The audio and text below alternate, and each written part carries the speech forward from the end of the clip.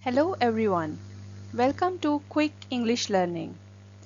This lecture is about the introduction to EOP, where EOP stands for English for Occupational Purposes. So let's move on to the contents of discussion. The concern for today's lecture will be English for occupational purposes for sure, English for specific purposes, and definitely the difference between ESP and EOP.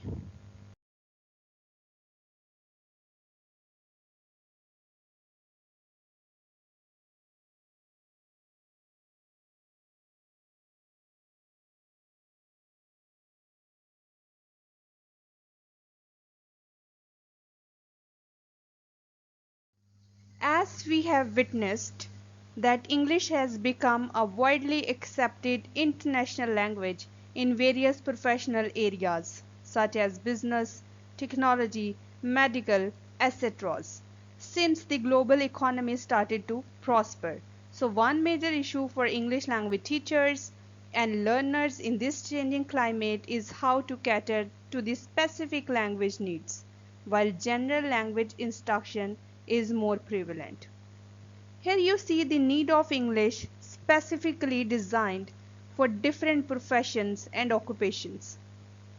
So one variety cannot fit for all. To understand this point, you should know the difference between occupation and profession. For that, you can find another video in description box which can help you understanding the difference between these two. Adult language learners have more compelling and specific needs to learn a foreign language because they are most likely required to have a certain level of English proficiency at work, which is an indicator of good work performance. For example, a doctor from China working at a US hospital not only has to have good medical skills but also has to know how to deliver a diagnosis to an American English speaking patient efficiently and compassionately. For such a situation, he must have given appropriate competency of language to deal with the situation at workplace. According to Dudley Evans and St. John, all English language learners have specific purposes of learning English, and ESP may be categorized into two types, that are EAP and EOP, where EAP stands for English for academic purposes and EOP stands for English for occupational purposes. You can understand the link between ESP and EOP from this slide and will conclude it by the end. Here is the description for both the categories of ESP, which are English for academic purposes and English for occupational purposes. Students enroll themselves into the module of English for academic purposes, whose eventual goal is to improve their English for their education, including studying abroad. And students enroll themselves into the module of English for occupational purposes, whose primary purpose for learning English is to improve job-related language skills. As their names suggest, that English for academic purposes is for academic setup and English for occupational purposes is for occupation specifically.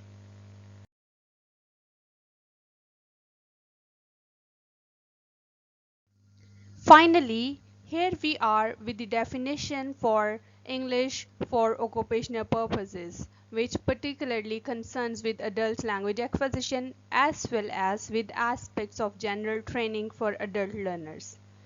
For adult learners because it's for grown-ups. So the purpose of English for occupational purposes training is to enhance workplace performance with special attention to how adults learn a language to communicate better in job-related contexts.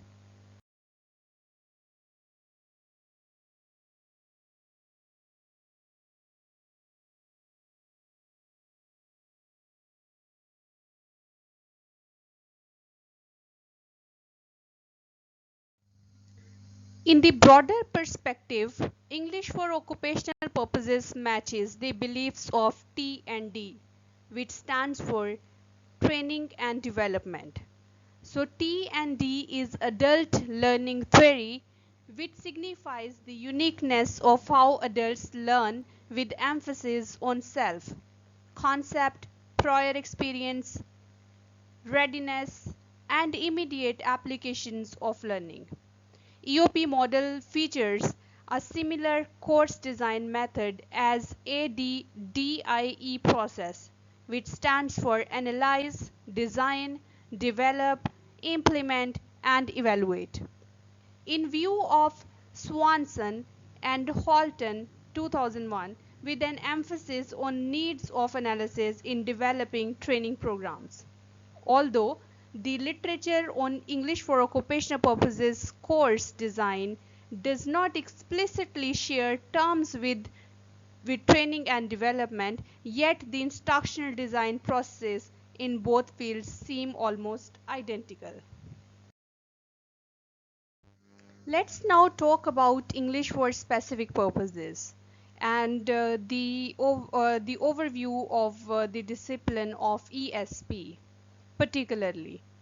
So ESP is the sub-area of TESOL, which is the current and alternative term for teaching English as a second language as TESL. So Hudson and Waters in 1987 started talking about ESP, in which they said that ESP is an approach rather than a product. What is the difference in between these two? Approach means that it does not involve a particular kind of methodology, material, or language. So it goes with the needs, which is the second point here, that need is defined as the reason for which the student is learning English. So need to learn language plays a significant role in foreign language learning. From Hudson and Waters, we next talk about Stevens' ideas, who identified 4 absolute characteristics of ESP and took ESP to the next step from Hudson and Waters. Their first absolute characteristic of ESP is same as discussed by Hudson and Waters, that it is designed to meet the specific needs of the learner. Second absolute characteristic is that ESP is related in content in its themes and topics to particular disciplines, occupations, and activities. Third absolute characteristic of ESP program is that it is centered on language appropriate to those activities in syntax, lexis, discourse, semantic, and analysis of the discourse. And fourth one is most important and very significant, that it is in contrast with general English. After Stevens, we have another significant philosopher in the field of ESP, who is Robinson. In 1991, he accepted the predominance of needs analysis in ESP programming processes. What is needs analysis? It is definitely about the same needs Stevens and Hudson and Waters talked about earlier, but it is a very lengthy topic that we'll talk about in some other lecture afterwards. So Robinson talks about ESP programming process in a way that ESP is normally goal oriented. We had earlier talked about the specificity of the programs of different disciplines or departments. So we have seen a separate goal for all disciplines. ESP courses are generally constrained by a limited time period and are taught to the adults by homogeneous classes. Homogeneous classes are such classes in which people belonging to the same disciplines are taught. Very significant and latest development in ESP is by Dudley Evans and St. John in 1999. They represented ESP in tabular form such as we have area and sub-area for EAP and EOP down below. For EAP, we have areas like English for science and technology, English for medical purposes, English for legal purposes. For English for occupational purposes, we have areas like English for professional purposes and the sub area like English for medical purposes, English for business purposes. And area for English for occupational purposes is English for vocational purposes, and for that sub area is pre-vocational English and vocational English. So it is concluded that EOP is the branch of ESP that covers situations in which learners are studying English for work-related reasons.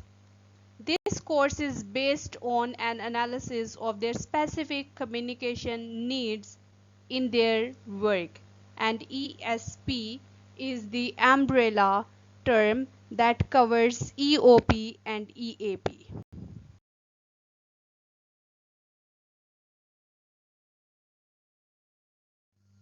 That's all for now. If you like the video and it is helpful for you, hit the like button and subscribe the channel.